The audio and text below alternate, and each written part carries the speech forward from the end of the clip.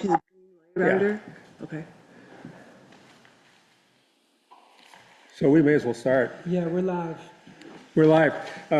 We are at the Select Board meeting of the 22nd of December. It's 6 o'clock, and we're calling the meeting to order.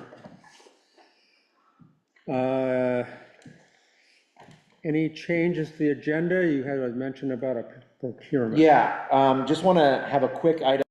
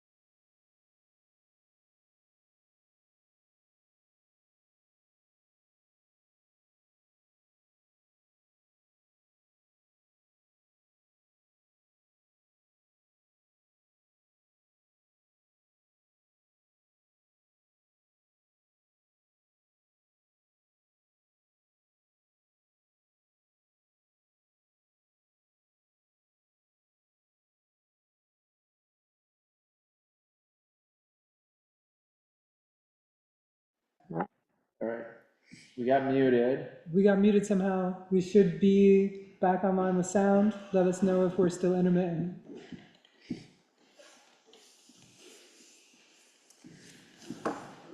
Hello. Hey, All right, adding the auditor and, yeah. yep, okay. Okay, any other changes to agenda? Any comments or announcements that we want to make? I have one announcement. You have an announcement? Yeah. Yep. Why do all Santa's reindeer not like Comet and Cupid? Why is that? Because they're Santa's Starbucks. Oh, God, okay. She was like, what?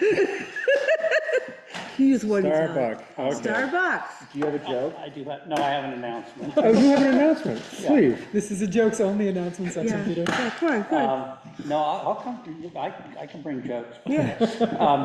No, announcement, we got a response to the letter that we sent to our congressional delegation from Senator Welch's office.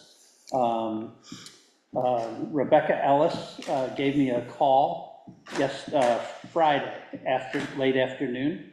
We probably spoke for about a half an hour. She had been in touch with the other congressional delegation offices.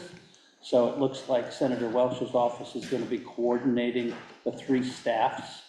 And then earlier today, she sent an email reserving a time for a conference call. I believe it is on the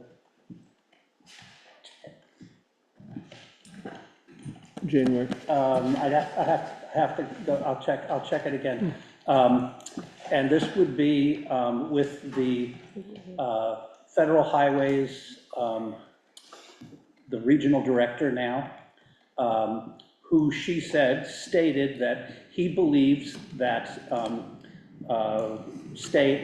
that we have to stay in the right of way according to the requirements under, let me see if I can get this right.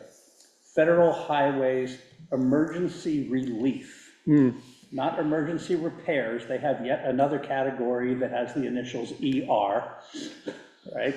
So emergency relief. However, I did spend about 15 minutes reading through the first section of the document, and I read a lot of flexibility into it. You know, particularly under section called slides, where we have you know, the sandbanks, you know, basically sliding down, and they look for alternatives. So anyway, what Rebecca Ellis said to me was that he would be willing to, you know, express why he thinks we have to stay there, which we have not had enunciated in any fashion yet. And that she also will include Keith Cubbin from Central Vermont Regional Planning, who helps us with all of these things, as well as Long-time no see. Patrick Travers, Yep, who is the new project manager for the next 3 sections, and that includes the so-called Grand Canyon. So that's the most important one. So I know he responded and said the date and time. It's 2 o'clock in the afternoon on, I forget what date.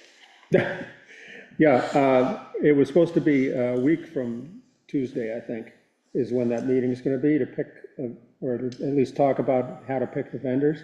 He contacted me also. Yeah, that's this coming Tuesday. That's you and me and Josh and him.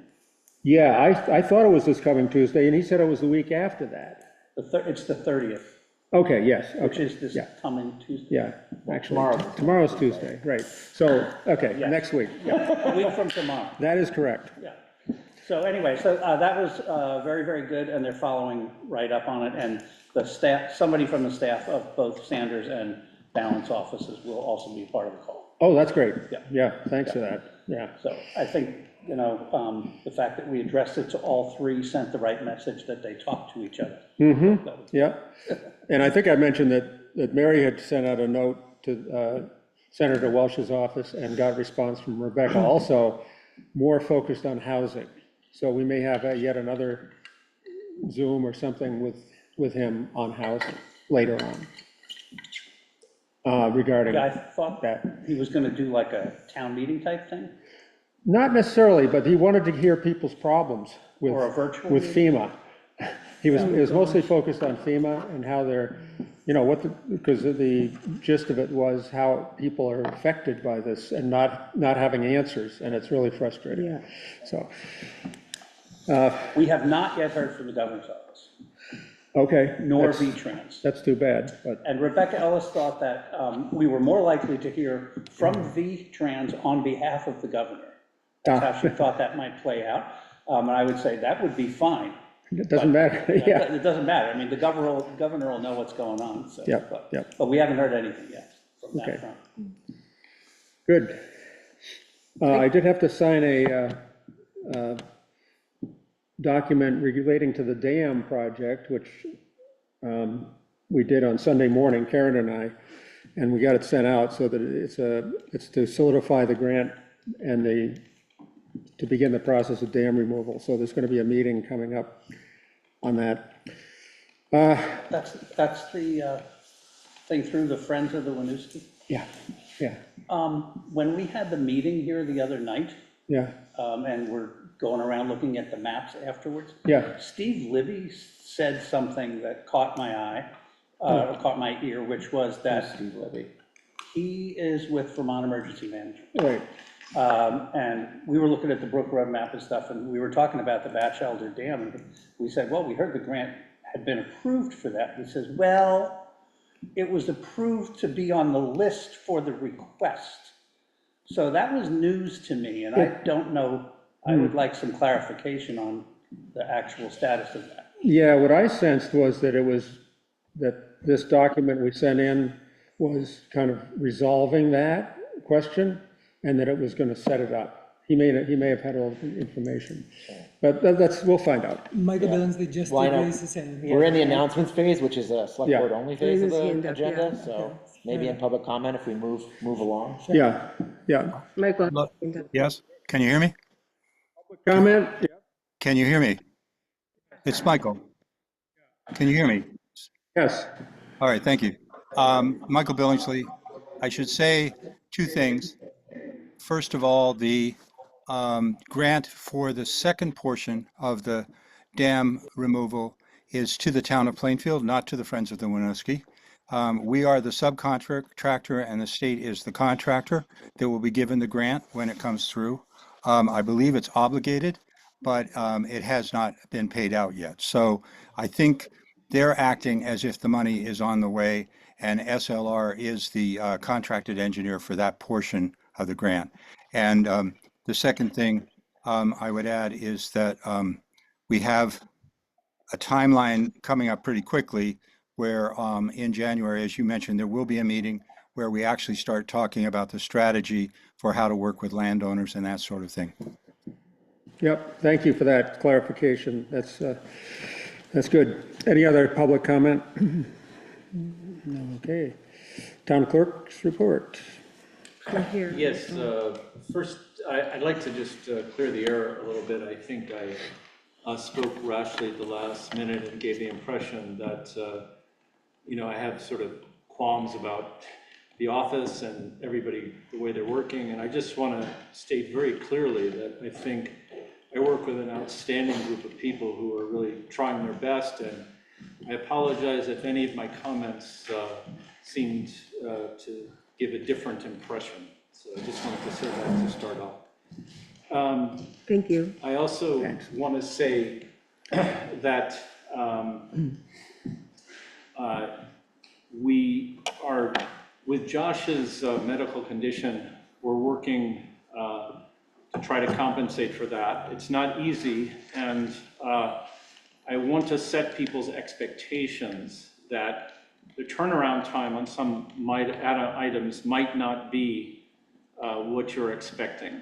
On that note, I got a very late evening, right when I was coming over here, request from Bob Atchison. Did he email you? I saw an email come in, but it was literally while I was already here. Okay, well, So I haven't looked just at it. want to say that, This is probably Bob. is Bob on? Well, Well, he's, so we have this rule about first and last names, and names like Salty Dog often result in Zoom bombing.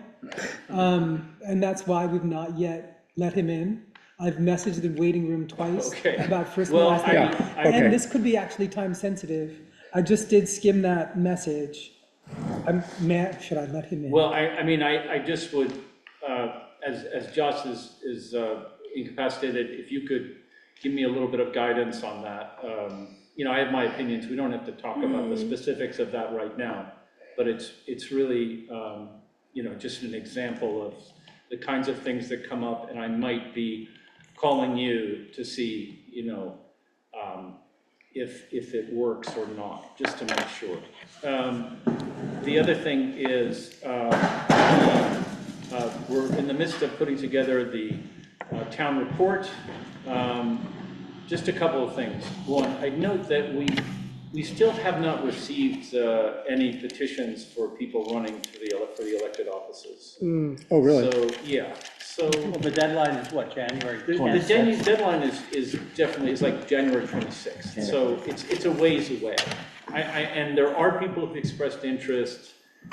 Just want to, put that out there and remind people, the bars are not onerous. You need 10 signatures on the petition, and you also need a permission thing. They're on the Consent form. website.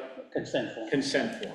Is correct. And on the consent form, please don't put your political party.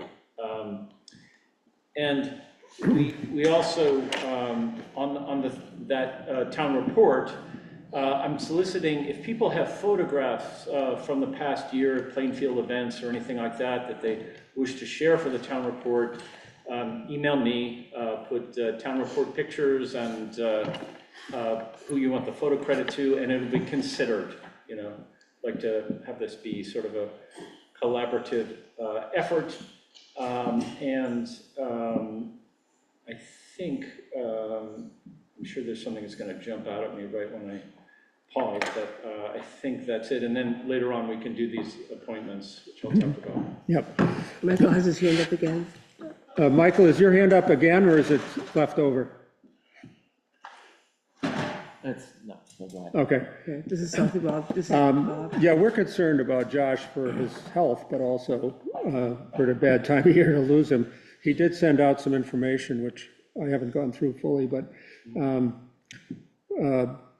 we're going to do the best we can to support him. So if there's Yes. things we can do, Yeah. we'll Yeah, do that. and just, I think there's a sense of a lot of pressure in the office and so forth. Yeah. And, I want people, we've had more instances of people being disrespectful, and tone is not good. And just understand we're trying the best we can. You know, I understand, you know, sometimes, you know, you're dealing with a contractor or a builder and you need some permit or something like that. It's not that we're trying to push people away or anything. We're just trying to prioritize the work so that we can get things done for everybody. Good. Any questions from the board? No, I'm sorry you have to deal with stuff. I'm Okay, wondering yeah, whether thank or you. not to backtrack, Carl, I'm wondering whether or not we might backtrack the public comment to allow Bob Atchison the chance to speak. Oh, yeah, Bob, you want to say a few words about what you need and uh, related to the emails today? Sure. I did get the email out, but I didn't have time to drive down there, so I've been trying to get through the techniques of Zoom here for the past, whatever, minutes. Anyway, we have been waiting to get some geothermal estimates in so that we could see how much money we had to spend on the solar for the town garage. So I've been talking with Sam Lash of CBRPC, who's the energy coordinator there and has been helpful working with Josh and I to get the grant landed and everything else. And what it's come down to is that we decided that the choices from Catamount Solar, who had the best quotes of anybody else, and that happened way back in the summertime. But it makes more sense to do the 22 kW array because MERP folks will probably not identify increasing solar as much of a resiliency measure for the town as they will weatherizing buildings and change of fuel for heating, etc. So what we need to do in order to not lose our 30% federal grant, federal incentive, which amounts to $17,640 that we would lose off the project. We need to get a check to Catamount Solar before December 31st, and the sooner the better, in the amount of $17,500. There has been an advance of money on the MERP grant to Plainfield because we were listed as a financially burdened town because of the flooding, et cetera. So there is somewhere in an account, I believe it was $75,000 that was transferred to the town. So I don't know how to find the amount. Tomorrow I can call MERP folks at BGS and see when they issued the check, and then maybe we can backtrack it that way. But it's Yeah, I quite feel important. confident we know where it is, Bob, but it may have been placed in an interest-bearing account or something like that, and it takes a few days to get it freed up. So that's why we need time. Okay. But yeah, I hear you. It's the 31st is the absolute deadline. You'd like it earlier. Bram, you have a comment? Yes, will you be sending us an actual invoice for these funds? There's a contract, and I will get that from Kevin McAllister, who's the principal at Catamount Solar. And just to be sure, it's a more formal invoice than the attachment to the email. Because that's more. Yeah, formal invoice would really help, Yeah, I'm we sure. need to have a real formal invoice in order to process this. Yes, indeed. Okay. So I'll get that to you tomorrow.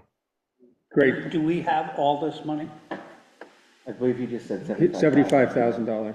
Oh, 75,000, Yeah. not 7,500. Correct. No. Yes. Yeah. That Yeah. we've already, No, Right. the amount we need for the deposit is $17,500. Okay. That's the deposit amount, and I don't know that we've spent anything else on that. This is out of the whole 310,000 total grant. Right. Okay, Dan? And Bram, you were just talking about the situation with Josh and things. So this gives us a week and a half to get this check done. Yeah, It's not due tomorrow, so. I will try as best I can in terms of tracking down to make sure that we have the 75 and it's drawn from the right account. I'll do all that. And I think, I don't have check signing ability anymore. So it would either go to Carol or Josh, and Carol is leaving, I think, starting tomorrow afternoon, but she'll be back, and if I have to walk it over to Josh, I'll do that. So let me just see where everything is. I have to find it on Nemrick where the things Yeah, are. I'm also, Kevin McCollister lives in East Montpelier. And so whenever I get the check, I'd be glad to schlep it over there. And I checked with Sam last Friday and she said that I should be empowered to sign the contract. If that's not good with you folks, that's fine too. Just as long as we got somebody to sign the contract. Well, that's a select board decision, I think. I mean, I don't know. Well, the language of the grant award says that I'm the point person who can do that. So it's up to you. I'm not Okay, looking for, well, let's worry about the check first. Yeah, well, I think we gotta get the contract signed by the end of the year too. Yeah, yeah. I mean, I do remember when we did this grant paperwork, I think we put Bob down as the person, so I think he can do this. I believe we did. We'd have to For the go town. back in our records to find that. Yeah, Yeah, well, I think I Sam also has have copies that. of it. And- Okay, I have that memory also. Yeah, so, can I make a motion to approve a check in the amount of $17,500 to Catamount Solar for MERP work? I second it. and any other discussion? All those in favor say aye. Aye. Aye. Opposed? Okay, so we'll get that working. all right, thank you so Yes, much. thanks for your, It sounds like it's possible it might not happen till Monday. yeah, oh, yeah, Yeah, it's I possible. don't know that All right, I'm Well, that's the ready when, 29th. I'm ready when you are. Till before the 31st. Thank you. Yep. Okay, anything else on the town report? Just Clerk's report. one other thing. On the, we hopefully will have the ticket writing capability. The timing of that was it would begin due to statutory reasons of waiting and all that. It would begin in February, but Dan Caddy is authorized under our local ordinance to be the animal control officer. So there's no extra, so he could actually write the ticket, so. And we really appreciate Dan's effort dealing with the dog. Yeah, I think he did yeoman's It sounds like Nice dog. he can get a lot done by being reasonable and Yeah. cooperative with people. Do you want to talk about the biweekly payroll, or is that something you want to wait on? Well, just a couple of things, notes on that. I didn't have a chance, the person I need to talk to at Nemrick was away. But I get the sense that it might be best to start this next quarter. And the reason is that Okay, water sewer is not anywhere near where they should be in terms of nobody's fault. I'm just saying, Yep, in order yep. to translate everything. And I think, especially with Josh being out, we need to sort of focus our energies just on Yeah. maintaining status quo. So if we could just delay that, we do obviously want that, and, yep, you know, it will happen, it's just it will gonna happen, be it's a just a little matter later. of time. And by next quarter, you mean April 1st? I would say, let's shoot for April 1st and just see how things are playing out. Yep. Okay, The issue, we wanted to start it before, and we were pushed back from the office by saying, because of all the other payroll-related benefits and stuff which take effect on January 1, that we would wait until then. Now, I understand that we have issues with Josh and stuff like that, but I'm a little reluctant to postpone something that we could have done earlier. And now we want to wait till It ain't gonna April happen, I'm or. just saying, I mean, you can I say understand. whatever you want, but it's just like, if water and sewers pay scales and everything aren't matched up and they haven't made the changes necessary, I mean, it's not feasible to, So they're doing their regular payroll, right? yeah, they're Weekly gonna be payroll. being paid, every week as they do. But in other words, they get paid differently than the town. There are different Understand. rules. Yeah. this is not rocket science changing from weekly to bi-weekly. And I'm just a little frustrated that we could have done this 6 months ago, and we didn't, and now we're gonna wait again several more months. And we were pushed back to say because of all the other things that happened on that time, it was harder to do it.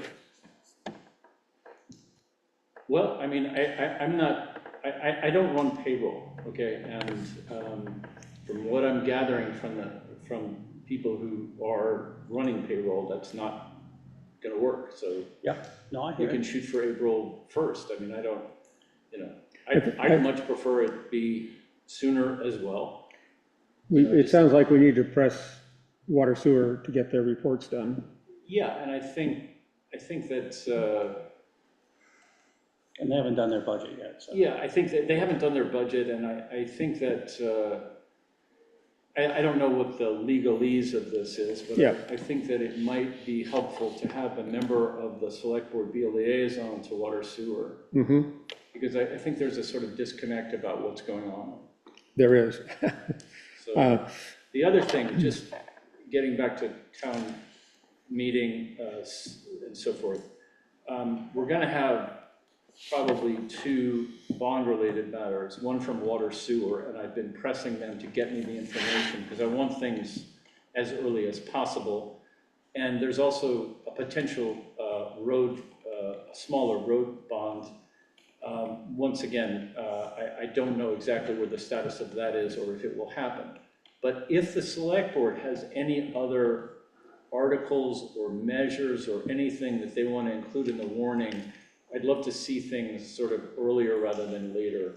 And that also includes, you know, consideration of, I mean, I don't know, if you want to think in terms of structural changes in this and that, like, for example, would it be better to have, I'm not weighing in either way, but the cemetery commission would that be better being appointed positions versus elected?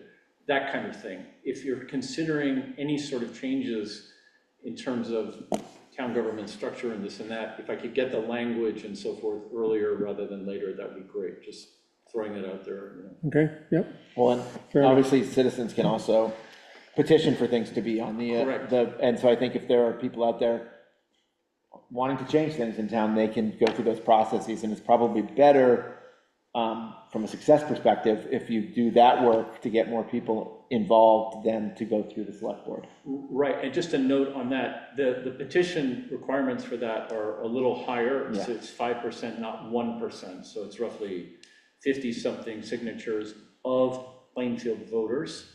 Please remember that just because somebody says they live in Plainfield does not mean they're a registered Plainfield voter.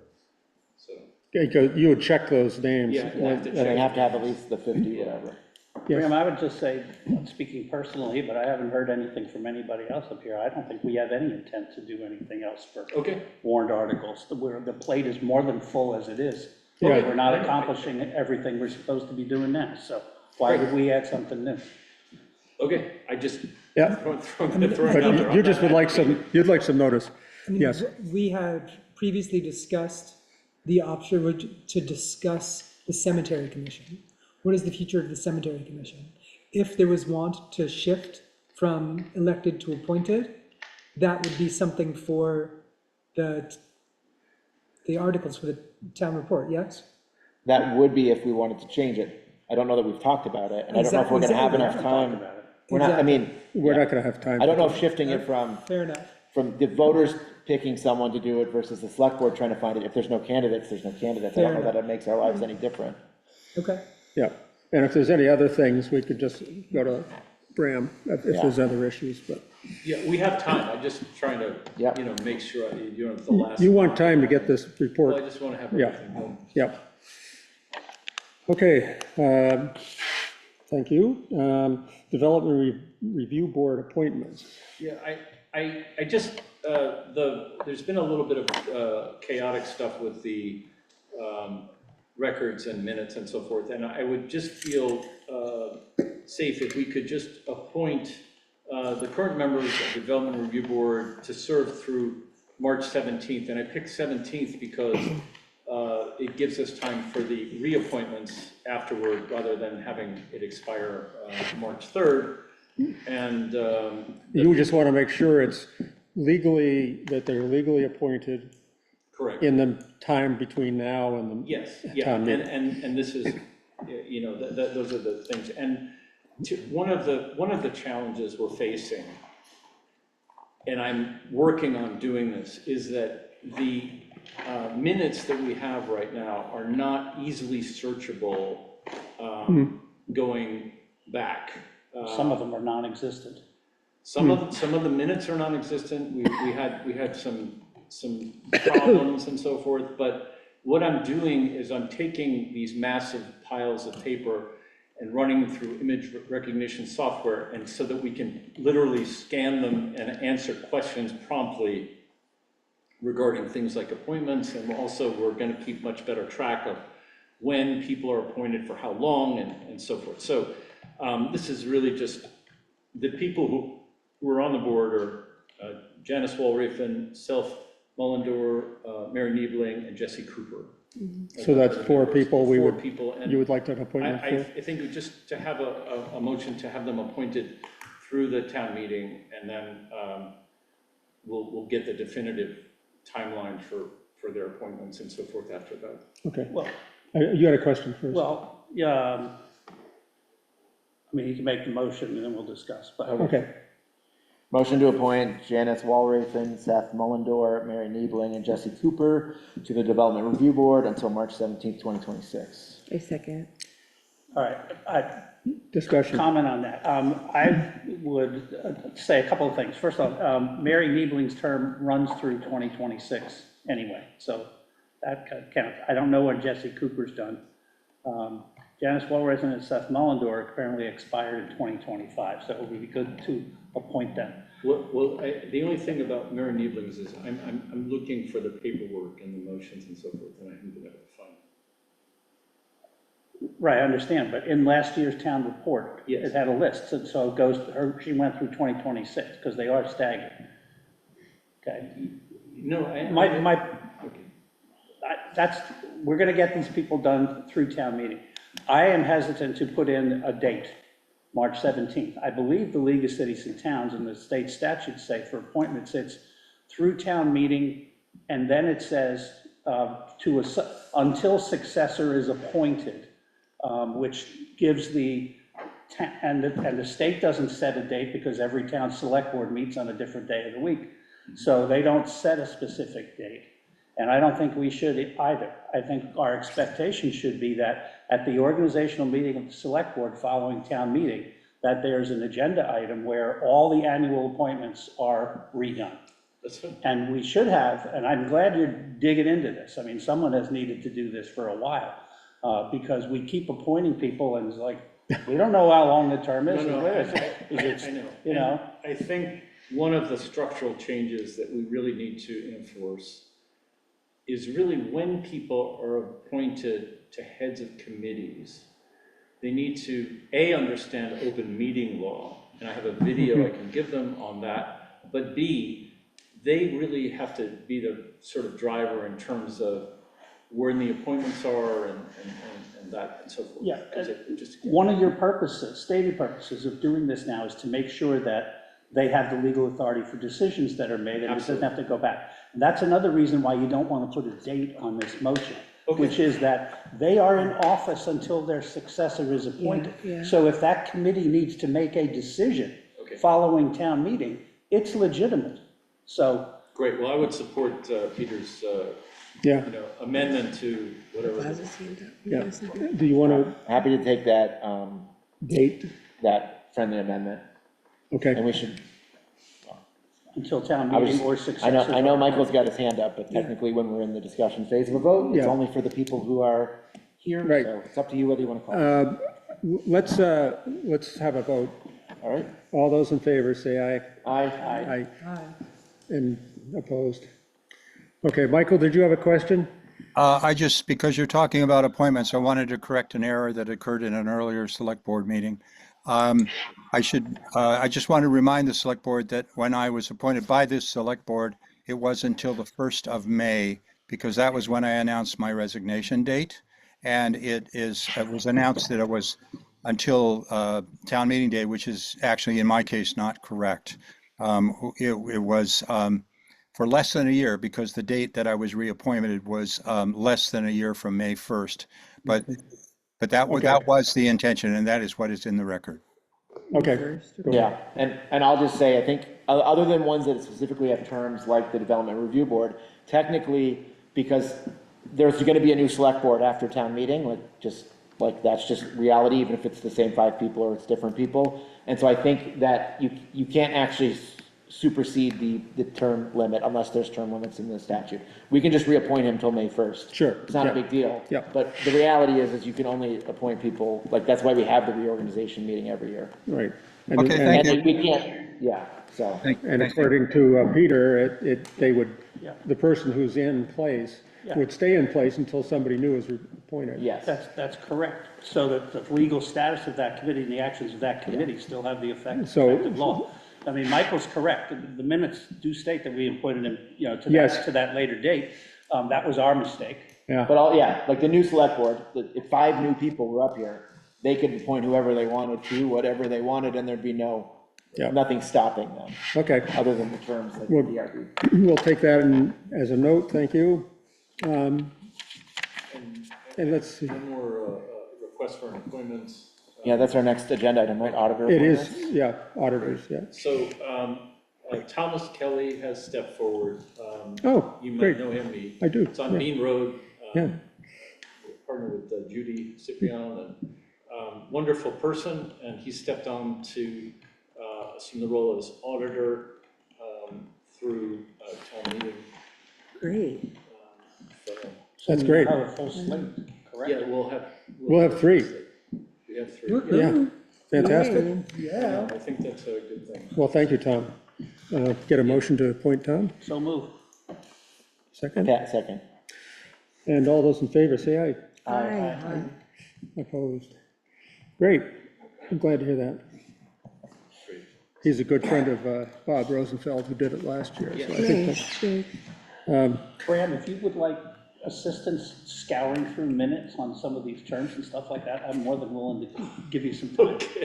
Whoa, whoa, we heard it. This is on record. Okay, no, I'd love you to. I mean, I'd love to. I find it. He can't garden this time of year, he's gotta do something. Okay, I mean, no, it'd be great. Until tax season. Yeah, I've it's been- gonna start soon. I've been digging, and I have not had luck. Piles of paperwork are not fun. It's I wish I- great. Thank you so much, Peter, really. Yeah, that's great. Did you want to talk about our policy for town office harassment? Well, I know this came up at the last meeting, and I think, I'm perfectly okay with making the decision, automatic. It's okay. I mean, I Yeah, think, okay. I think if you'd like to make that policy, we can also hang it in the foyer, and maybe that'll dial the temperature down a bit, And I should point out, this is That's a good. harassment from people that are coming in, not within. No, it's generally, I mean, I've had a couple on the phone, but it's Yeah. a lot of people who are, Well, they're generally upset because something's gone wrong and they're trying to get resolution, and if Yeah. somebody doesn't act instantly, it's a problem. I Yeah. understand, if you're, I get it, and especially if people feel, taken advantage of or something, and, I get it. So, sure, yeah, if you want to move forward on that, it'd be fine. Okay. Well, thank you, Peter. Dan? Yeah, and I'll just say, I know this last thing was a gentleman who called several people, but called saying they were gonna hurt members of the Yeah, staff and yeah. other things. And I think there's always a want to understand where the person's coming from and try to work through it and allow it to happen, and we, not call the state police or not do something, but I think because we don't know what that person will do and to what extent, it's better, and I think it's better for staff if they don't have the choice, that it's a directive.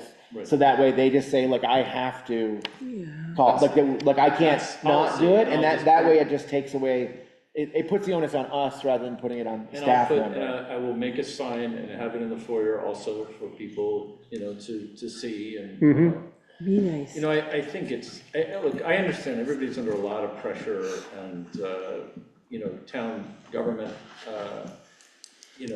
falls in this weird spot where we have agency over things that really, matter to people, and I understand we do the best we can. Sometimes it's just not possible to, get the results right away, so, Well, you want to be friendly and helpful, yeah. but people have to understand it takes time to get things done, so it's a trade-off. Okay, I don't think we need to take an action on that. Is that agreeable? You don't wanna, Well, I think we should, take You it, think the we whole should? idea is to take an action so that way the staff doesn't. So we can, it can be a board Yeah, so we can do directed. it two ways. We can make a motion now and then just use those words, or we could write something for the personnel policy and just add it as a personnel policy piece. I'm fine with either way. We could also take this action now so it happens, and then write something in the personnel policy that we adopt at the next meeting or something, just so it's like officially enshrined in the personnel policy. Where it goes, but yeah. Yeah, so I'll start here and we can Okay. have friendly amendments made. Motion to add a requirement for staff to report any harassment or threatening words or acts to the state police and the chair of the select board. The state police first, And the but at the chair, same Yeah. time, both of them at the Yeah. same time, okay. Yeah, because then the chair will let the rest of the select board know, but then, yeah. Second. Second? Okay. All those in favor, say aye. Aye. Aye. Opposed? Thank you, and so you can I'll put that up. make a sign, yep. And I think we decided to call the state police because they just want to have a record. They may not act on it, but there's a record in the file that documents it. Particularly if a threat comes in, like, say, you one day, Carol the next day, Jamie the next day, Josh the next day, state police will know that that's 4 incidents, Four, whereas yeah, no, I- each of you Exactly. is 1. Yeah, yeah, yeah, it's important for them to have their backup, too. Yeah, Town report check-in, that was about, it said unknown articles, inclusion of delinquent We taxes. have about, right, I think technically speaking, the inclusion of the okay. delinquent tax stuff is something that you could, authorize, and then but the auditors sort of, I think, make that call. Yeah, I don't think, some people were very pro this thing, and I don't know, shaming people, it seems, kind of. this has to do with So, listing the people that owe right, taxes. So in other words, there was for many years a tradition of listing people who were delinquent in their taxes. Right, And this was something that one of the auditors years ago, who was very seasoned, and I respect their opinion, thought was important, and it was changed. And I got a phone call from a resident who thought it would be a good idea to restore it. I don't think that would be a good idea, Me either. but, you guys, bring it out. Yeah. Yeah. you all are the boss.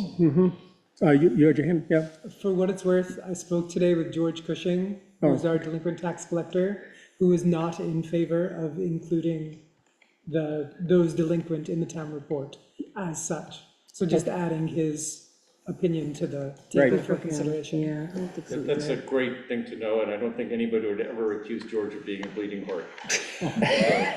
Dan? Yeah, and I think also just the nature of the town report, which is like finalized the first week of February, goes out late February, people all have it on March, like, people could have paid their taxes Yes. 10 minutes after the first, that we decide to hit, we're done with it, but then their name's gonna be in there for weeks for people to ask about and things. Be there all It year. doesn't seem right, especially in this time when the economy is so Yeah. poor and people Yeah. are struggling I so think it's a much. bad idea. Like, I don't think shaming the potentially the poorest among us is the. Absolutely, is the thank best you. thing to And do. generally, people who don't pay their taxes are doing it because of some event that they have no control over, No, so. I You know, don't we're, disagree. I'm yeah, just so we're saying not there's gonna, different opinions on this. Okay, Good, that's fine. thank act on you. that, I think. I Yes, would just point out that this is, I think, the 3rd meeting in a row we've discussed this and decided it wasn't a good idea. oh, thank Look you. at that. Someone have their hand up again? It's a good thing you have a good memory. I mean, it had come up, I believe, only once before, and it had come up as something to be discussed. Yeah. And yes, It was on it's the agenda true. once before, but it's come up otherwise. I don't Yeah. believe it's been on the agenda before, just saying. Yeah, yeah, it has. All right. Okay, so we'll just leave that where it is. Let's not do it, it's mean. Next item is Ledgeworks. We have been asked to have a little time to have, well, it's shown as Liam, but I think it's Tim. No, that's Lamb. Okay, great. The Creative Campus has proven to be very communicative, I think, with the town and are looking for ideas from the town and willing to listen to the town's feelings. So we are here to let you talk about what you'd like to talk about, Liam. Good evening. My name is Liam Murphy. I'm counsel to Ledgeworks in regard to Goddard College land use issues. So the issue, what we'd like to do is, as you know, Goddard campus is no longer operational, and there's been some question about the continuing uses of the campus for uses that the campus already had, but now not being part of campus, such as, housing or offices or entertainment facilities or whatever. And in order to remove any questions about what is permitted, what is not permitted, what needs a new permit and what doesn't need a new permit, what we would like to do and is suggest to the select board that the select board adopt an interim zoning. I've sent a draft, and I think Tim may have provided it to you. It's really quite a simple approach. First, the select board has the authority to adopt interim zoning. You do have to warn it as a hearing that it is on your agenda. And then at that hearing, you can hear it. And then it is effectively a temporary measure. It stays in effect for 2 years. It can be extended for a year. While then, during that period, the Development Review Board, Planning Commission may decide to make it a part of the regular zoning or refine it. But it gives a short-term security to the uses that the campus has been operating traditionally and now. So I've proposed a simple interim zoning that basically says you don't need a permit for any building that's existing already. And you don't need a permit for traditional uses that have gone on the campus for the last 100 years. Educational facilities, housing, community facilities, theaters, offices, and recreational uses, religious institutions. So it would just parking, for example, and then it would allow these to continue as long as the building, the uses were occurring inside the current building, then there would not be a permit required for those uses.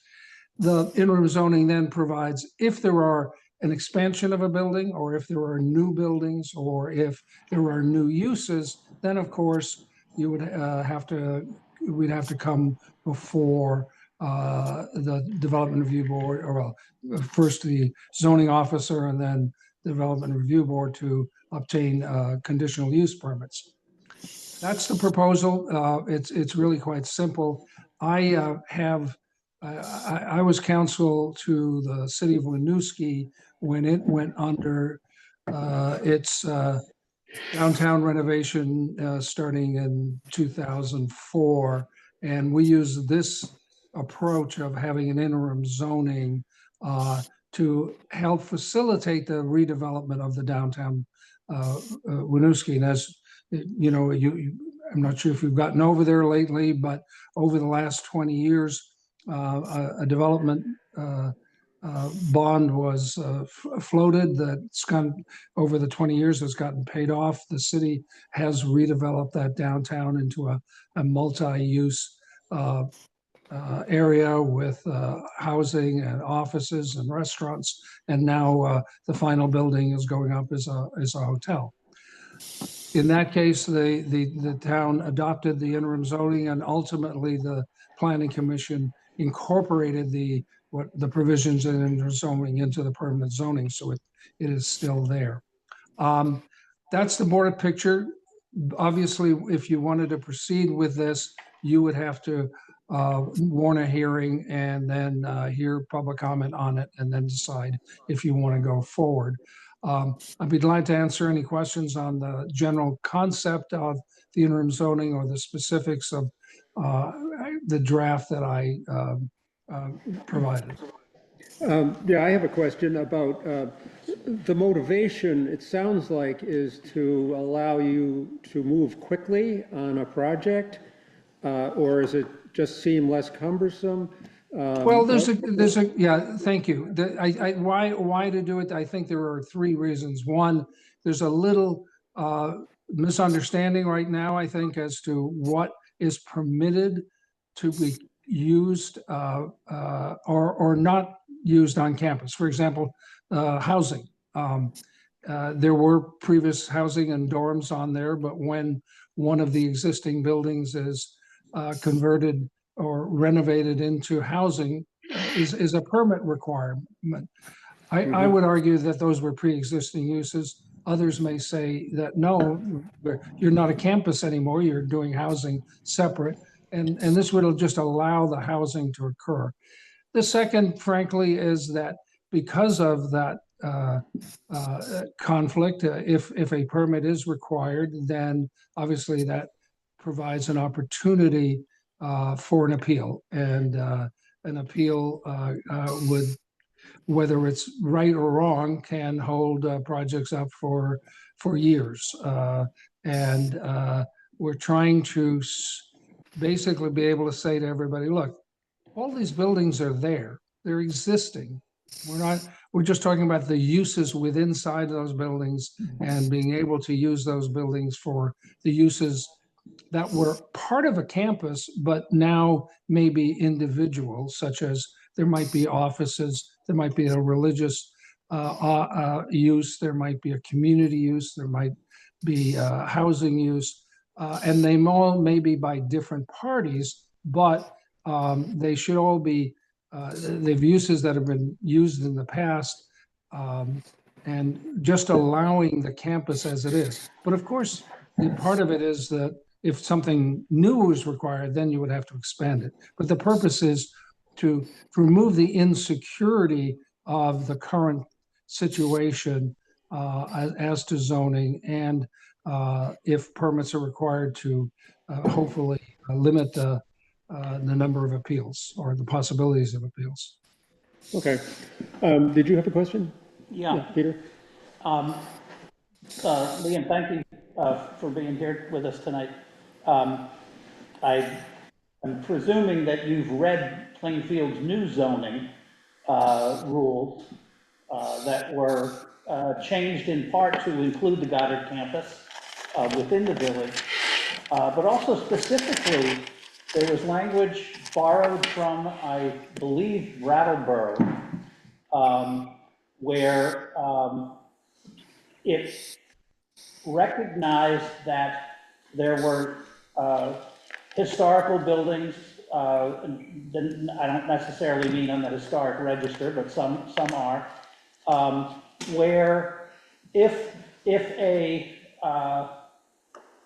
program activity wanted to be take place in there, it would be against current zoning. However, the language borrowed from, I believe, Brattleboro again, basically said that even though it's a non-traditional use, it is permitted within those buildings. I thought that we cleared that up specifically for Goddard in those regulations. No, unfortunately, there are still a lot of inconsistencies in what was adopted for the, I believe they made it part of the village district. And that, I apologize, I'm just trying to find it in the ordinance. But many or most of the uses required a conditional use permit, okay, almost there, I apologize, I should have had this open. So, for conditional uses, a community facility, a dormitory, an educational use, multifamily dwelling with more than 4 units, recreational use, a religious institution. All of those require conditional use approval under your new ordinance. Conditional use approval means you have to go apply for a permit. You have to show that you're meet the various conditional use criteria. And you would, for all of those uses that I just mentioned, the uses that were permitted that you just go in to ask for a zoning permit are really quite limited. One family dwellings, two family dwellings, four multifamily dwellings to 4 units, home occupations. So it's just that this would avoid the requirement that certain of those uses, like we just talked about, educational use, a religious institution, or an event facility, those all would have to go through conditional use approval under your current brand new ordinance. Okay, so that's good to know. That could be something we would discuss in a public hearing, I assume. Graham, you had a question? Well, I just wanted to say that a very similar issue cropped up this morning in a very tense way, where we have someone who has a new business, garage business. The building was used as a garage for many, many, many years. And they're being forced to do a lot of paperwork, reestablishing that this is a garage, to the point where, thanks to Carol, we pushed the paperwork through to a degree, because it was costing this new starting up business real money. It's a similar, I think that Karen can talk and speak to all the issues, but you would think that if something was a garage for 20 years, wanted to reopen as a garage, that wouldn't be a big deal. Oh boy. And it caused a lot of rancor. Karen is actually going over there tomorrow to personally help in the paperwork flow, but it's not as... Did you get the sense that this extra work was created because of the way the zoning laws were written? I think that it seemed to me, I mean, this was a layup in my view of, I'm not a zoning expert. And I said to Karen, I mean, and she goes, well, this is what's required. And so okay. I'm not going to argue. I mean, and Karen can weigh in on that. Yep. Yeah, I guess one of the things I'd wonder is it required by us or is it required by the state? Obviously, there's like different levels of zoning and different things, and so we can't obviously change what the state wants to do. And it would potentially be helpful, Liam, especially as we have a hearing, is just like I'm thinking of some of the buildings. I've been on 2 or 3 tours of the campus since y'all took over. Like, for example, the big mansion, which I think is going to be a retreat center, right? So like, I think, maybe not. That's what I heard, at least on one of these tours. And so like, that's a commercial activity that obviously that building has not seen before, as far as I know, because it was offices and it was, somebody may have lived there, but it wasn't like a commercial retreat venue. So like, would that be something that would still go through because it's a different use of that building, even if you're not changing the physical building? Because part of it is like how we assess taxes is based on some occupancy stuff, some commercial, like there's all these different pieces that go into stuff. Well, the way I wrote it was that you treat the campus as what the uses of the entire campus were in the past. And there were, I mean, there were retreats held on this campus for at least the last half century. I mean, one of the ways I did my research is there's something called newspapers.com where you can search articles about Goddard. And for years and years, Goddard has had event facilities and events and conferences there with people staying in the dorms and being in different buildings. Maybe they're not in that particular building, but my approach and my suggested approach is, does that matter that a prior event facility was in one building and now is in a different building? It's exactly the problem we're trying to avoid is, because something in the past was used as a dormitory, can we now use it as an office? That, depending on how strict you want to interpret that, that's a change of use of that building, but it's certainly not a change of use of what's occurred on the campus. And we're trying to look at the campus holistically and say, we're trying to create a vibrant, regenerated campus with multiple uses and not necessarily where they might have been in the past. Okay, I think, for me, I think you've presented what you're looking for. There's Yes. going to have to be a public hearing, and perhaps more questions and discussions, if we could reach out to you if we have specific questions. Yeah. And Absolutely.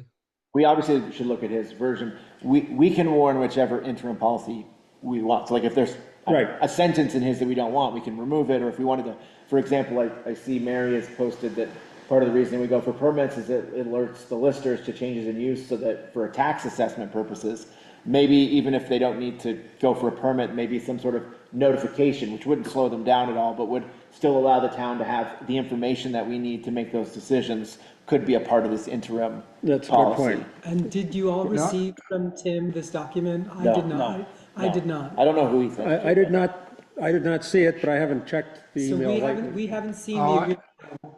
I apologize. I thought Tim or Mike had distributed. I apologize. We'll certainly get this to you. And of course, one of the things I've learned in the 45 years I've been doing this is that I'm not perfect. I have ideas and they're not, they're thrown out there for discussion and they can be adjusted. That's why I'm still practicing law, because I haven't gotten it right yet, but I will eventually. Go ahead, Peter. So glad we'll certainly share it with you, and then glad to come over and meet with the staff, meet with the DRB, meet with yourselves to discuss this, and then adjust it as you choose, and then hopefully after you've looked at it and changed it, that you could then warn it for a public hearing. Okay, we have a question from the board, Peter? Yeah, well, Liam, I found a specific language I was looking for. It's in the definition section of the zoning regulations.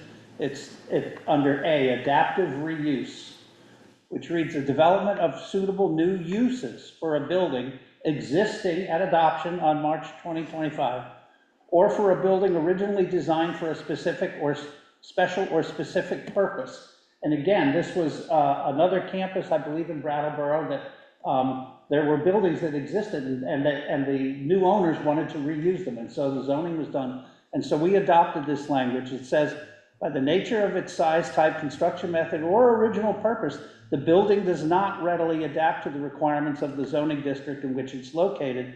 The conditional and permissive uses must conform to the district. But basically it is in a broad sense, which it sounds like what you're looking for, permits adaptive reuse of those buildings. The only problem is the last sentence. Which was what again? The conditional and the conditional and permitted use must conform to the district, and as a lot of the. Why would we I could phrase this as positive or negative. So why would we want to give Goddard campus, a creative campus, something that we're not giving anyone else within the entire village district under adaptive use? Or flip it around, why wouldn't we want to do that for everyone? The beginning of that is correct, that the development of suitable new use is originally designed for purposes, but the problem is the devil's in the details. As I mentioned earlier, a fair number of the uses that are permitted in that district are conditional uses, and it just creates an enormous hurdle to go through a conditional use. You have to come in with site-specific plans, you have to show water, sewer, you have to do stormwater analysis for each building, each conditional use. If it just said that those uses shall be permitted uses, fair enough, then you can go come get a permit from the zoning administrator. Any conditional use is a major complex undertaking that is subject to a lot of cost and a lot of time and potential appeals. So that's really what we've tried to focus on in the interim zoning. But I think this is resolvable. Do you have another point? Well, I would just say our planning commission spent many months Yeah. working on the full years on these revisions. Yeah. I would certainly want them to review any Definitely. document and make recommendations before going forward. Yeah, and seems like that would be done maybe before the public hearing. Yeah. And, Oh, yeah. so we have the public hearing to discuss this and other questions. Yes, In that group of town officials to consult, it seems like the listers are also a group that, And the zoning administrator. and the zoning And we should administrator. just run this language by and just get Yeah. their thoughts before. And again, what language we decide to put up for an interim zoning would be language we create. We could just take all of Liam's language, I or also. we could, Sorry, please. like. I would be glad to visit, with the DRB, the zoning administrator, the listers, anybody who wants to chat about it. I can come over or certainly do a Zoom call at any hearing to assist. I thi- I Liam, think I that- have a question. Yes, At the end of the 2 years, what happens if the campus has kind of continued on morphing its like uses of the spaces on the campus? And yeah, it's a 2-year interim period. If the town chooses to not renew, it seems like there's a bit of a cliff moment of the campus needing to apply for many permits. No, anything that was developed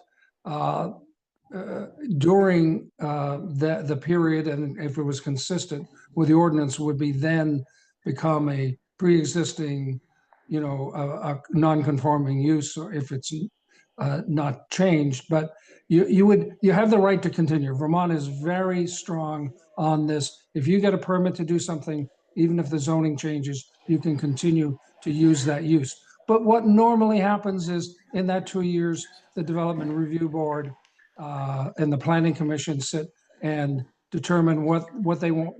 What they want to do is take all or a portion of the interim zoning and make it part of the permanent zoning. I think there's motivation to work with you and recognizing the hassles, doing it the old way. We did try to correct that, and maybe it's not quite where it could be, but we need to talk to the planning commission to modify it if they choose. And I think that's all we need for now. Any other needs? Thank you so much, and may you all have a happy holiday. Yeah, thank you, you too. Hey, guys, Mike Davidson here, thank you. Tim Sedell. Yes, Thank you Mike, as good to well. see you. Appreciate your time and efforts. Thank you.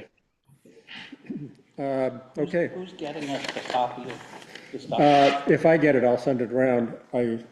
That would be fine if, Carl, when you get it, could you also ensure you share it with Will Cogan? Yeah. Karen Story, Yep. Janice Wall, and yep, Kaylee and the other listers, I will make sure it gets just around. for their comment before we, settle in any Yeah, language. because we don't want to set a meeting until we've had them had a chance to Yeah, review well, we it. can't, we Yeah.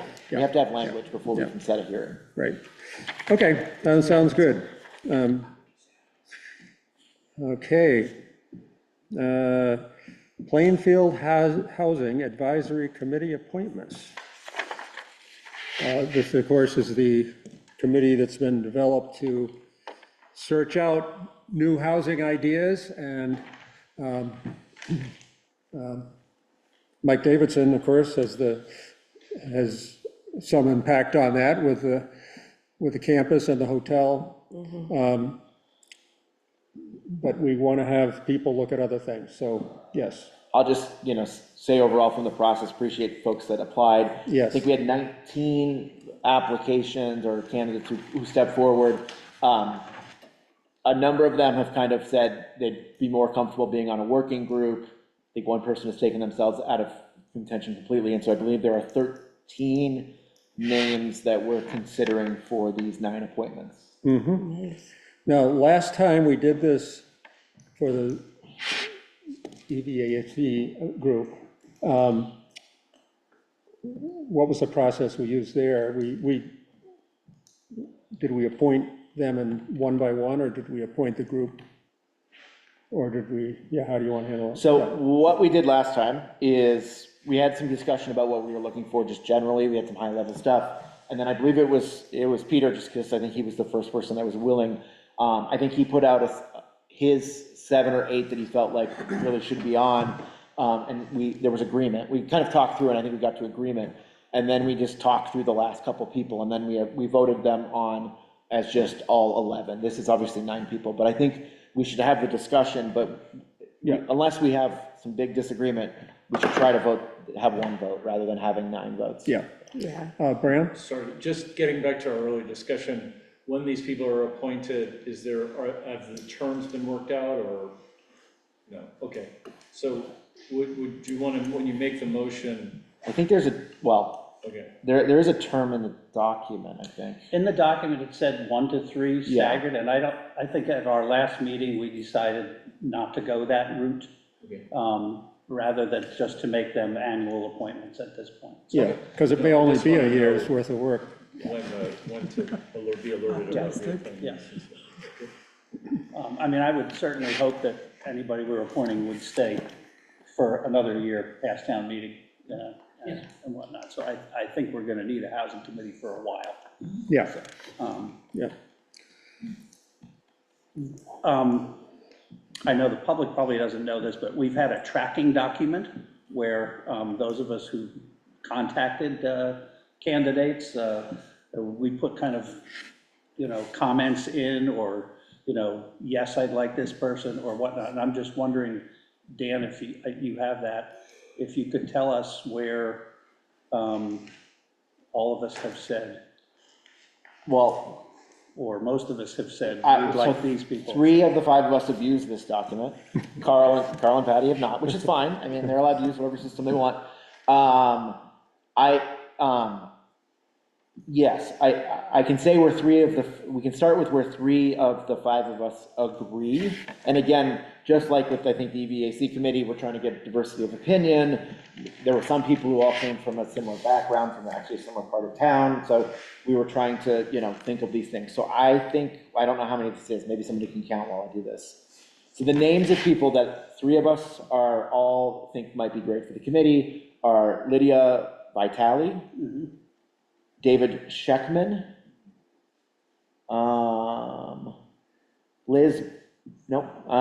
Betsy Ziegler, Victoria McDonald, I'm sorry, I'm having a view issue. Graham Keegan. Those are the ones that all 3 of us, some have question marks or like more conversation. But those folks were folks that the 3 of us all agreed to. So I guess, to And I don't know how many narrow that this, is. that list of 5, Yeah. to Carl and Patty, Yeah, Lydia, David, Betsy, yeah. Vicky, and Graham, are you specifically, again, Patty and Carl? are you all- Yeah. Is that I a would, yes? I've talked to them and, I would agree they would all be really good. Okay, so that's 5.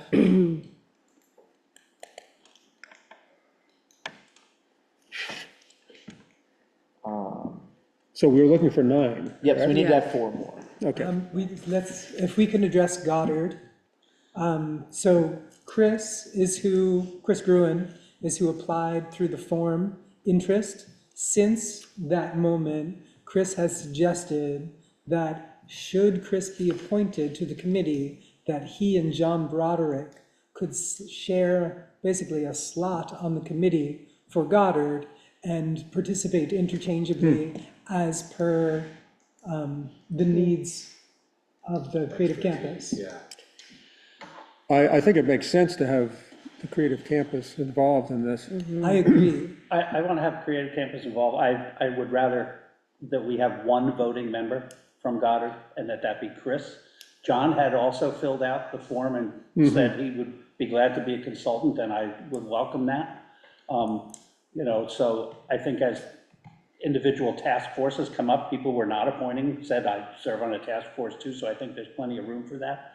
But I think we want to not treat Goddard any differently than anybody else, I do want that viewpoint on the committee, but I want one voting member, not 2.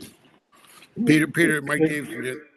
That makes sense, but I also want the select board to understand, we're also interested in the rest of the town. This is what we do. Now, anything we lend to the town is completely separate from us financially, economically, geographically. We look at this holistically, so anything we get out to the town, we're glad to do. And we've done this a long time, and we enjoy this, actually. So if we can help, we will. Thank you. I guess I'd like to clarify that if we stipulate that only one, Chris, would be a voting member, that John could still attend these meetings in Chris's absence.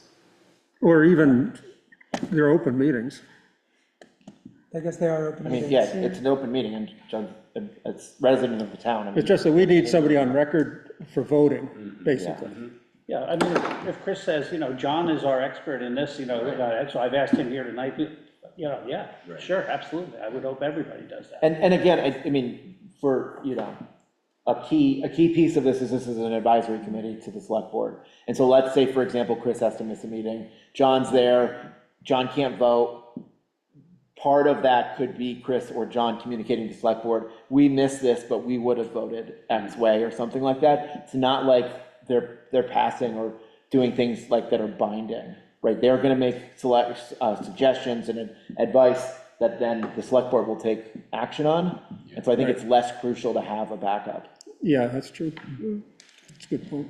Okay. Is there agreement across the 5 for Chris Gruen Yep. on the committee? Yeah. Bringing this to 6? I mean, Welcome. may I name my 3 to speed it up? Yeah, Sam Clark, yeah. Hazel O'Brien, and Liz Bicknell. Wait, say this, oh, Hazel, or Hazel? Yeah.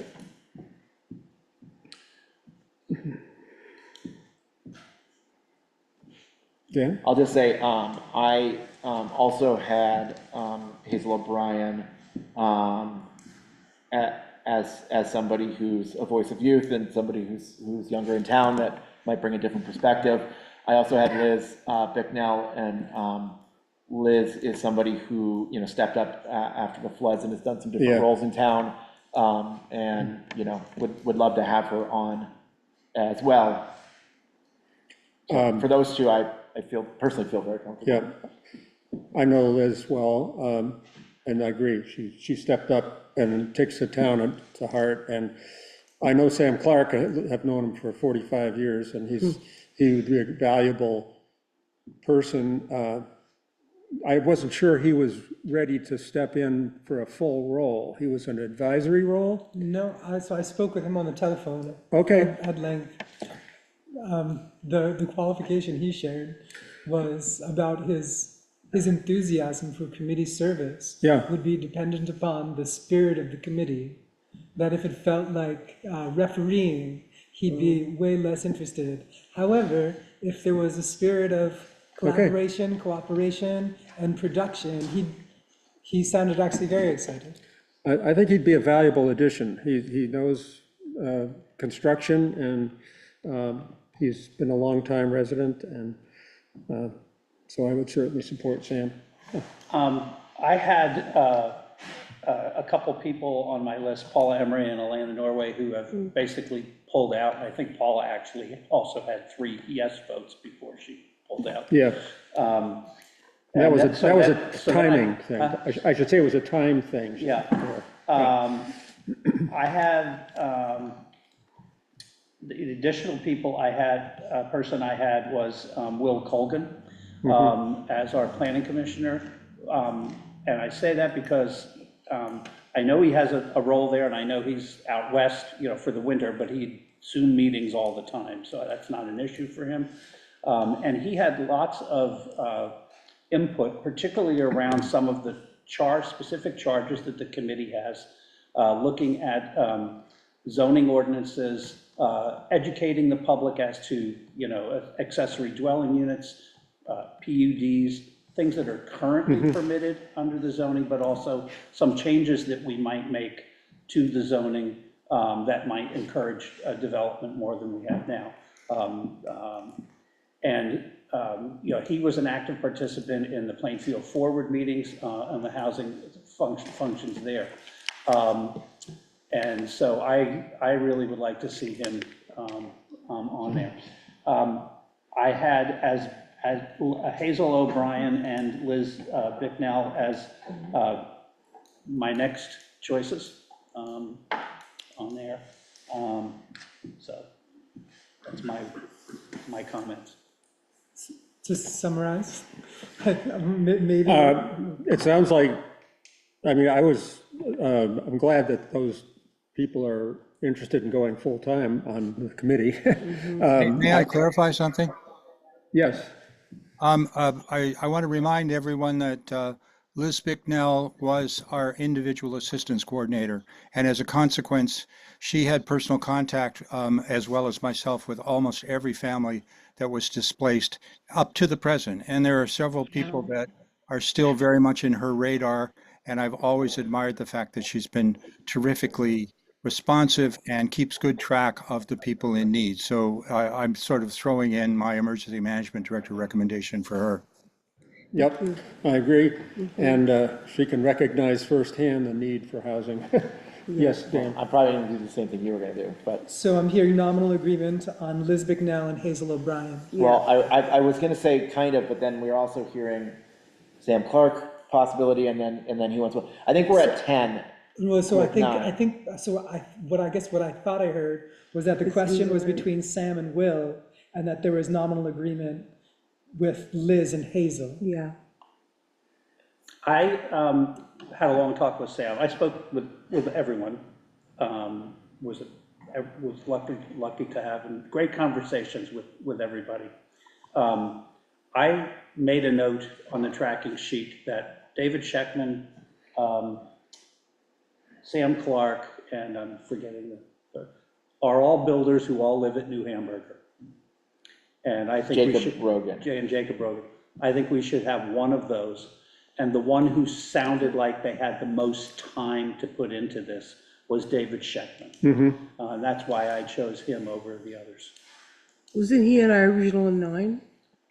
Yeah, we had talked about Yes. him at the original. Yes. Yeah, he's the first one who stepped up, actually. Right. So I'm going to think to respond to that, less about Sam and more about Will. Will's presence and influence on the housing committee is a foregone conclusion. Will wants to be involved, Will wants to be feeding them his expertise. And with the structure of the working groups, that remains possible. He also said that he didn't want to take the feather. If someone was wearing a cap with no feathers, he didn't want to take that feather and put it in his cap to have a number of feathers, and in favor of like allowing someone who wasn't yet doing anything for the town in a formal capacity to do something. So that that was where I was going. I appreciate that. However, I also am looking for a committee that doesn't take too long bringing actionable items to us. And I thought Will particularly would accelerate some of those things. One of the questions I asked everybody was, what did they think the low-hanging fruit was here? Okay? And almost to a person, looking at educating to the public as to what is currently available under zoning, ADUs, PUDs, et cetera, looking at ordinances for derelict houses, et cetera. Those were named by almost everyone as low-hanging fruit. And where's our expertise there? That's Will, okay? So I think he could quickly help guide that committee. And I hear you, he could do that in an outside role or an inside role. But that's why I wanted him on the committee. And I didn't want duplicate people from the same place, so. Okay, good. Dan? All right. So it sounds like Liz Bicknell, folks seem good with. Hazel O'Brien, at least, seems good with.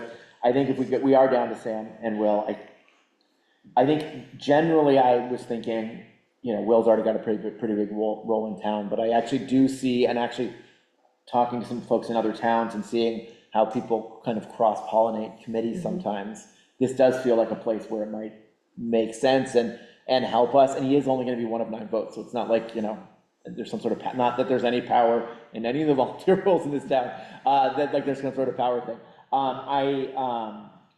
So I do kind of see, and I did not speak to Sam Clark. I've spoken to a number of these people, but Sam Clark was not one of them. So I can't speak to that. I will say just from, especially if he's interested in it and he wants to put time and energy into it, it could be really valuable. So that's where I land right now.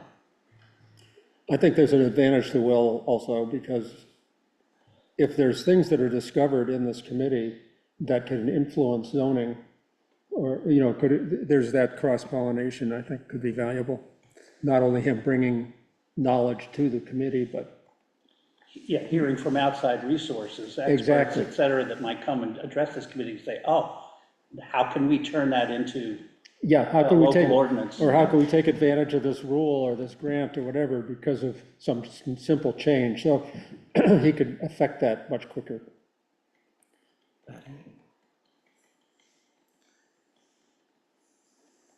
Any other thoughts for you? I think this is a moment for the board to speak, and so I was just asking Patty. Yeah, I think they both have a lot of talent. I would go with either of them. I think I'm hearing a majority for Will. That was, Peter, Dan, and Carl leaning toward Yeah. Will. Is that right? Yes. Is that accurate? Yeah, Okay. I can live with the majority. is that, with that being said, can I make a motion? Yes. Do you need Before to- we make Yeah, the- no, that's before- why I was asking before. Well, I went before we there. make the motion, just like a reminder and thank you in advance to those who have not made the formal committee. Your presence and your participation is most heartily appreciated. And there's always auxiliary, work to be done. We hope to see and feel your voices, minds, and hearts in the proceedings. Yeah. Yeah, Thank you. and Yes. whichever work groups or just being at the meetings and commenting from the public. Yeah. It's would be great. it's a real community effort, and so this is, but we don't want to make it too big, so this is good. Yeah. So, motion? Yeah, motion to appoint Lydia Vitale, David Scheckman, Betsy Ziegler, Victoria McDonald, Graham Keegan, Chris Gruen, Liz Bicknell, Hazel O'Brien, and Will Cogan to the Plainfield Housing Advisory Committee. Do you want to put for 1 year or? Second. For a 1-year term. Yeah. Did I hear a second? Yeah. Okay. Yes. And all those in favor say aye. Aye. Aye. Opposed? Great. So is that 11? Because I was hearing 9. No, okay. 9, it's 9, But yeah. we need 11? No, No, 9. we set this as 11 was the East Village Committee was 11 I get people. it. Yeah. Thanks. We set Thank this you. one as 9 people. Yeah, but with lots of room for help. Yeah, lots of work groups. Absolutely, Lots of work yeah. groups. Yeah. Great. Yes. So what happened last time is Francis Rose, and for EVAC, and it doesn't have to be the same people, but Francis Rose and I communicated with the appointees and set a date and time for a first meeting, and then I think I opened and led the first meeting until they elected their chairs, and then the chairs took over the meeting from there. Yep, and they'd set up their Is that- their meeting dates and so on. Well, yeah, then they said, then they were self-contained once we did that. Yeah. Is that what we want to do again, or? Peter? Yeah, there's also, I know Christy Farnham had proposed a group of experts to come in, and the original suggestion was to address the select board, and I'm wondering if, since this would be a special select board meeting. Well, it wasn't, it was only two of us, so it wasn't a Right, special. but we select might board do it meeting. as a special select board meeting and launch the committee, and maybe invite those folks. And I don't know if we can get them all, get everybody in the same place, but I think that would be a great background for all kind of context for the new housing committee members, but also for the select board to hear all the same stuff. So, Yep, go ahead. What's your So thought? my only, so I definitely think Christie and the rest should definitely present to the housing committee. I think, given that we already have plans to have a select board meeting a week in January, and I know there's a bunch of stuff in February with the elections, I personally don't want to tie the schedule to the select board schedule. I think if select board members can make it. I just think that with all the things that we have to do with the budget, which is the biggest thing that we do that this isn't a good time of year to do that. And I would rather us launch the committee, and then the committee meet with, or work with Christie to figure out like presentations and stuff. And they do it based on their schedule, which will probably be much faster than we might be able to do it. I support Dan here. that means that we don't hear that. You can go, it's an open meeting. Bram? Just a technical question. So this committee would have to follow open meeting rules? Yes, et cetera? correct. Okay, and. That's in the charge. They would have to take an oath, or is that, I'll call the lead maybe, or? No, it's an advisory, so there's no oath. There's no oath, okay. But they do have, in their charging document, which we will send them, does require them to take some training on open If, meetings I around. have a video put up by the league on open meeting, Yeah. which I can send, if it's possible to. I think that's the link that's in the Yeah. charge. If you could, if you could send me everybody's email so I can put it Yep. on the list, that'd be great. Yep. We'll definitely do that. Yeah, I, as much as I'd be interested in it, I think not taking another full select board meeting makes some sense. If we have people willing to. And given that these are public meetings, I'm guessing they will be recorded like we do these, and so if you're not at the physical meeting, you could always watch the video after and get the same information. And it'll be a resource to everyone in town, not just the select board and whoever. And there is some seed money available to this committee leftover from the Council on Rural Development, I believe. Sure. Yes, and we'll talk to the committee and get the specifics from Laura Kevin Bailey, but I believe some of it has to be spent by March, just because of the nature of the grant, so, but they could do it, for example, to put a contract for someone to be like an administrative assistant for the committee. They could pay someone to do that kind of work. They could use it for notifications, Direct mailing. but they can use it for a number of uses. It's $5,000. Yeah, Nice. that's actually a good idea, because we don't want to burden the office with more stuff. Not that they necessarily need a lot, but. Peter, So who's going to do I was this? gonna say, Peter, since you're very interested in the presentation piece anyway, would you want to be one of the people that launches the committee? Depends on the day of the week during tax season. If it's in January, then much more Yeah, I flexible. think we would probably try to do this and then I they would, could I take would off. love to see it done in January. Yeah, I think January Yeah. feels like definitely, hopefully in the first half of January, if Yeah, possible. yeah, absolutely. So that it's just figuring out like which night of the week works best for the committee itself, to make sure you have, And this room. well, yeah, the room, yeah. Well, could we use the office building and not try to heat this, which is not easy to heat, obviously? Would that make sense, or not? I bet if it's not here or there, I don't know what the capabilities of Goddard are, but as long as we can do Zoom at Goddard may have a space that they would welcome as well, since, Yeah, and we'll apply for the conditional permit. Great. Francisco, do you want to work with Peter on that? Sounds good. Great. You got a two-person team. Good, excellent, and you guys have had some experience with it, so. Great, well, congratulations to all, and to us too. I think some good things can come out of this. Thank you too. Okay, town budgeting. We have, because Josh has been tied up, Right. we have some limitations there. We did get we got an email about the report, social concerns, thank you, that committee has done their work and have a recommendation for all the social concerns. I thought they kept a lot of things the same, but they reduced some other things to try to keep down the budget. That's, I don't know how we want to proceed. I didn't bring a copy of it. Oh, there was copies in the yellow folder for everyone. Oh, okay. So, Oh, I thought there was only one copy. oh, That's not, that was probably my No, copy. no, oh, there's only one copy? there's only one copy. Oh, okay. That's right, I read it over online. So- Yeah, I read it online too. Yeah, so obviously, as always, the Social Concerns Committee took in all the asks, organizational requests, and they actually have a chart that has how much we've given from 2021 all the way to 2025, the numbers in the community, if we know how many numbers they're serving, and then the number they're recommending, and then they have a little narrative about each one and why they're recommending what they're recommending. A lot of them are giving exactly what they're asked for. I think there's a few that are smaller. Of note, Twin Valley Senior Center requested $7,500.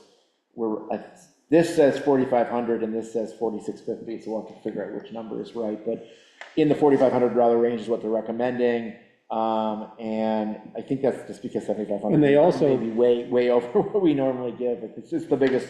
It's the biggest we give, and we've Well, they never also given them more than $4,000. They also told what we did in the past. Yeah. What we've done in the past years. But anyway, I mean, I think what typically happens is we just pass this along into the, I don't know that the select board spends a lot of time trying to relitigate. We have a committee that does this work and has spent a lot of time trying to figure this out, unless there's a specific question. Well, It's just good to get this, it'll be in the town report. Yes. And it's discussed.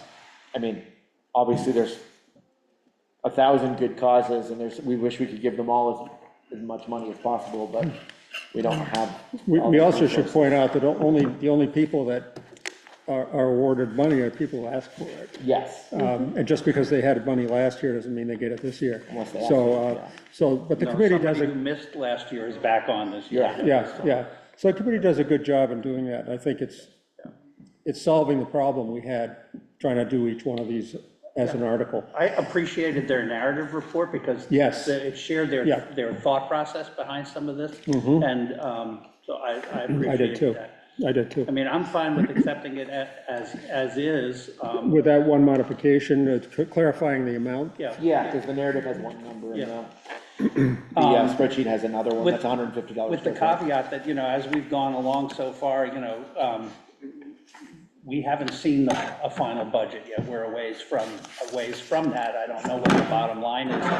I know Josh sent out a whole bunch of spreadsheets, and I looked through one where he's got a bunch of revenue on it, and he ends up with a municipal tax of 2.99%. I said, great, if we can get there. Yeah. But there are so many assumptions Yeah. in there that, we don't have finite information on yet. Yep. Well, I think we can still approve this report and have it ready to go into the report unless we find something dramatic in the next few meetings.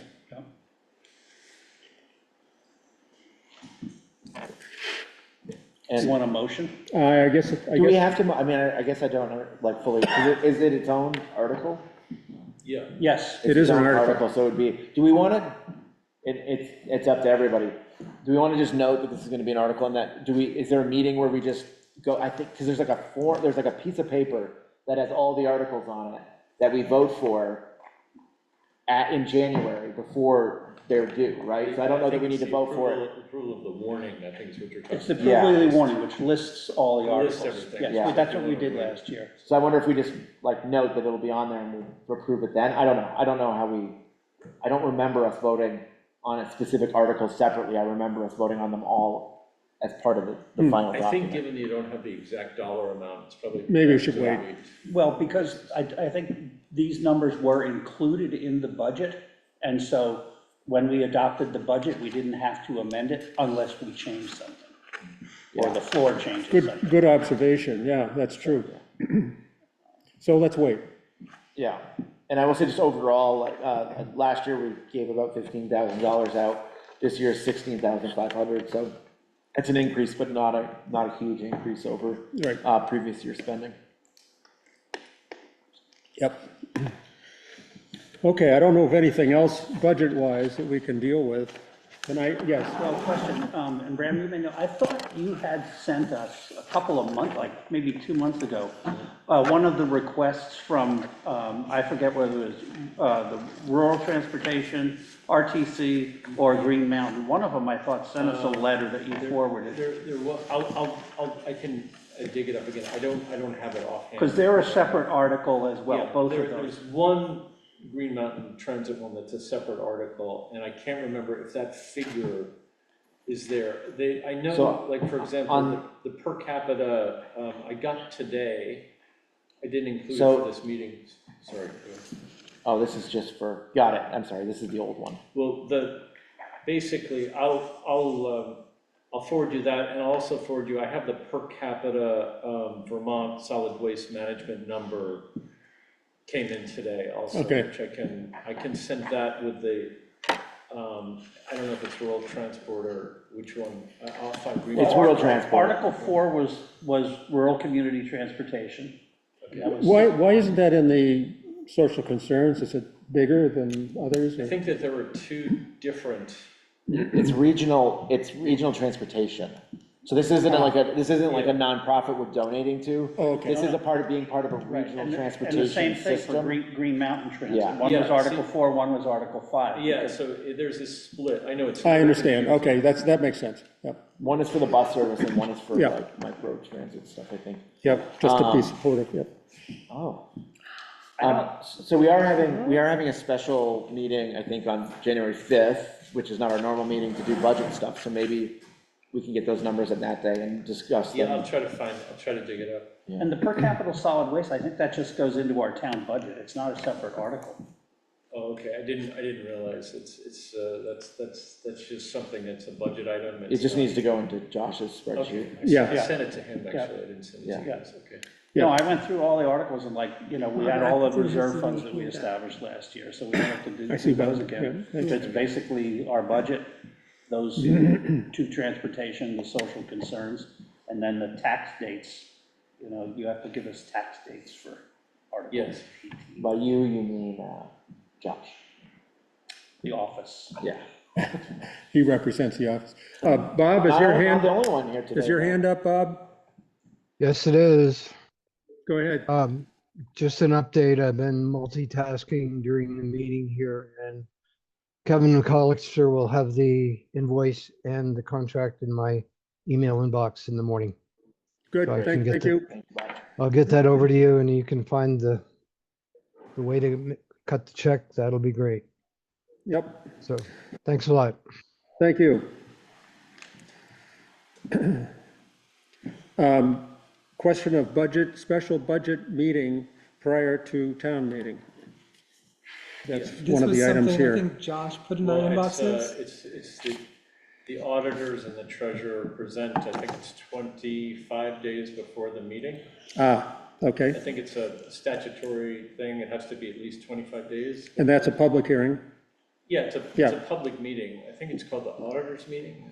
Yeah, and it's to explain the budget, basically, Yeah, as far as if you know? anybody has objections or something to numbers or something, they can kind of, Yeah, it comes out of I think at a time when, it was a little more casual and people would sort of get up and go, what's Yeah. $100 going, that kind of thing. I mean, okay,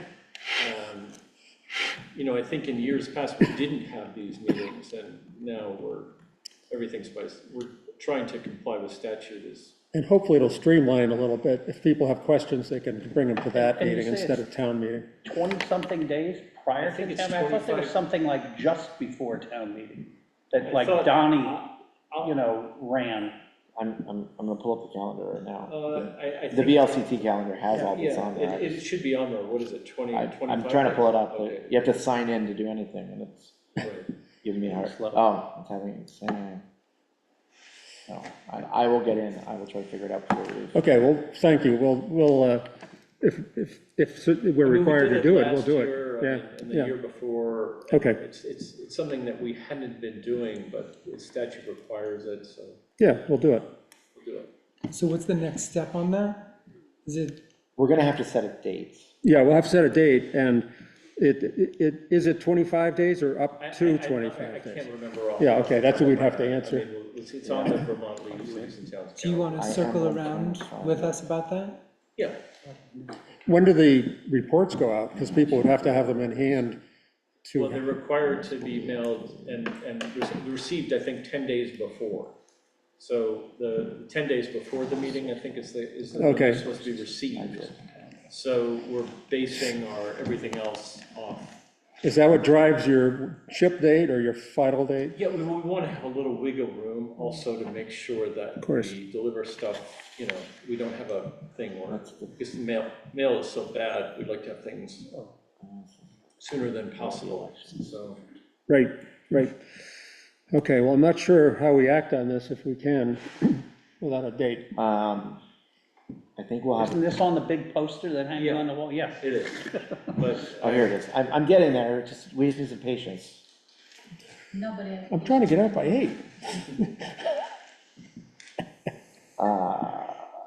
Just so I don't get harassed, even Oh, you get harassed.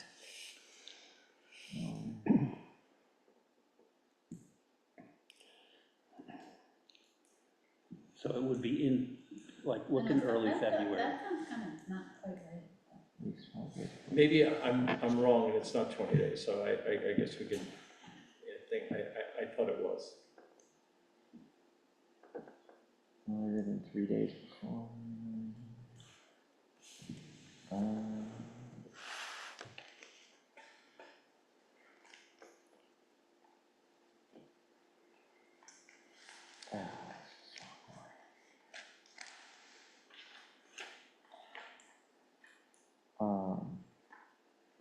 So the last day is the day before.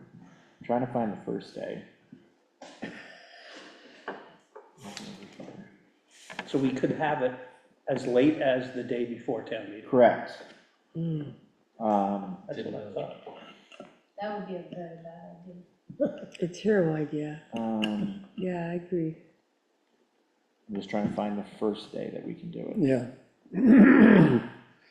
We would have a scheduled meeting, I think, on the 23rd. I don't know if we'd want to combine them, because it could get to be a lengthy meeting. I don't think so. We'll also be having public hearings for the bond vote. So according to AI, you know how good that is, right? The town auditors meeting, when they review town accounts for the annual budget, must happen at least 25 days before the March town meeting. Well, that's when they get together. That's the public meeting that that the auditors host. That's not like that's like when they go over and then sign off on the town report. Okay. That's different I'm than sorry, this. I thought that's what I thought you were talking about. What are you talking about? We're talking about like an informational meeting for the public about the budget and everything. Oh, okay. What Yeah, you're that- talking about is like the meeting where you literally go page by page through the town report and then the auditors sign off on it. Right. Okay, so. That makes more sense to have that way Yeah, before. that's an auditor's meeting. That's not a select board meeting. Okay, I'm sorry, I misunderstood. No, what you and, were saying. and I got a little confused too, because like, I know like, we are required to have informational meetings on items that are voted by Australian ballot. But we don't do our budget by Australian ballot. And so we don't have to have an informational meeting The purpose of the informational meeting is to allow the public debate that you can't have while you're having an Australian ballot vote. I see. So since we don't do that, I don't think we're required to have an informational meeting on the budget. No, I think, so yeah, so I think Josh wanted us to have an informational meeting on the budget to help the town understand what was on it. And, That's different. well, no, that's why it's a different item. That's what this item is. This was based on something that Josh said at a few meetings ago. And my suggestion would be, once we figure out when we have to do the Australian ballot informational meeting, which is all of the other articles, including whoever's running for election, that we do these on the same day, that we just have one informational meeting, that we figure out, Donnie could run it, or whoever, and that we run through what's gonna be on the ballot, including the budget, and rather than trying to have Well, multiple and meetings. specifically if they're gonna be bond votes, because those will be Australian ballot. Yeah, And so therefore you do have to have an informational meeting on them. So I think that will drive the calendar and the date right there. Yep. I think it makes sense with all the changes that he's been making to the books and having an audit, having an actual real audit done hopefully by then. I don't know if that's gonna happen, but I don't know, I know that he's working with the people, but I don't know. yeah. But there'd be more information than we usually would be able to have, so. I haven't heard anything really firm about the audit, because they'll be coming in and it'll be all hands on deck. You'll be having to give them lots of information, I'm sure. Yep, Tell them where they things keep are. handing you a list and you have to find So it's- everything. if I'm reading this right, reading this state statute right, the hearing shall be held with, so this is for the Australian ballot stuff. The hearing shall be held within 30 days preceding the meeting at which the Australian ballot system is to be used. So the final day would be March 2nd, which is the day before, and any of the 30 days previous to that, we could hold this. So basically, anytime in the month of February, we could have this meeting. Usually, we wait until after the 25-day mark to make sure town reports are done, so that everything is like buttoned up. I think last year we did it like it was like in the teens of February, because some people can start voting earlier than that because of absentee ballot. But I think we did it like mid-February last year.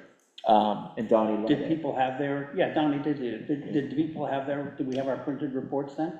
Some people did and some people didn't because of the mail. Because of the mail. I don't think I ever ended up getting one, even though I get most town mail. So I think we should, make sure that if we're doing this, maybe we can have printed copies available at the meeting. We are, obviously, dependent on the whims of the postal service. But we have to get it out, like, the mailing date is before mid-February, I believe.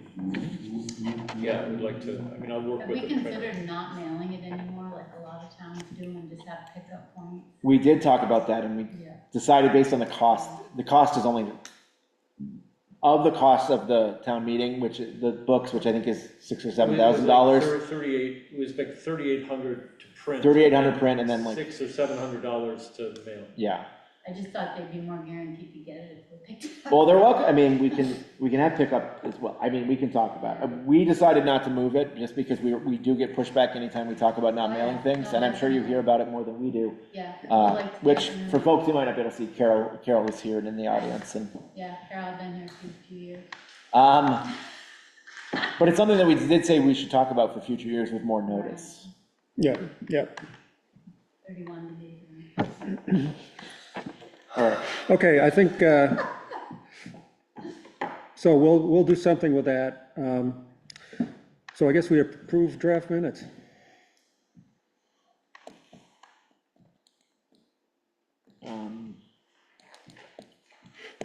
yes, motion For 12:50. Motion to approve the minutes from December 15th, 2025.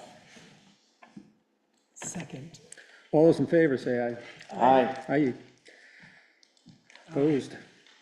Approval of warrants. Yeah, so just, and Carol's here, so she can hear this. So last week during our special meeting, we approved accounts payable from the 15th and payroll from the 11th. So those are already done. So we just need to approve, and I will make a motion to approve accounts payable for December 17th, 2025, and payroll for December 18th, 2025. Second. All those in favor, say aye. Aye. Aye. Opposed. Okay. Our next meeting is going to be January 5th. Wow, 9th, next Yeah. year. 5th. Mine says 5th. Is it 9th to the 5th? Is it, the 5th is the Monday. Taking the kids. It's a Oh, Monday. Thank you. It is a special meeting. It's a special meeting, Okay. yeah. Yeah, I think we agreed a few meetings ago that we're gonna, at least unless we don't need it, we're gonna meet every Monday of January to get the Right, budget done right. and get the other articles on the, for the election. What if So Josh that isn't should well be, enough? that should be specifically a budget meeting, Okay, Yeah, Yeah, as Yeah. opposed to other regular business. Yeah. what are we gonna do if Josh is not well enough? we gotta have a budget, so we're gonna have to deal with whatever we have to deal with. yeah. Do you have the orange folder? Yeah. the yellow folder is in Graham's hand. Yep. Yes, sir. Carl, can I make a motion that we adjourn at 7:55 PM? Wow. Second, All those in favor say aye. Aye. Opposed? Josh Now, did she's send me worried an about email. driving. I offered, it's just, it's in anything that you need in the office. I offered it too. What you did? Let me I see just you for a wouldn't- You're gonna while. get kicked out. Francis Rose, can you stop the recording? yeah,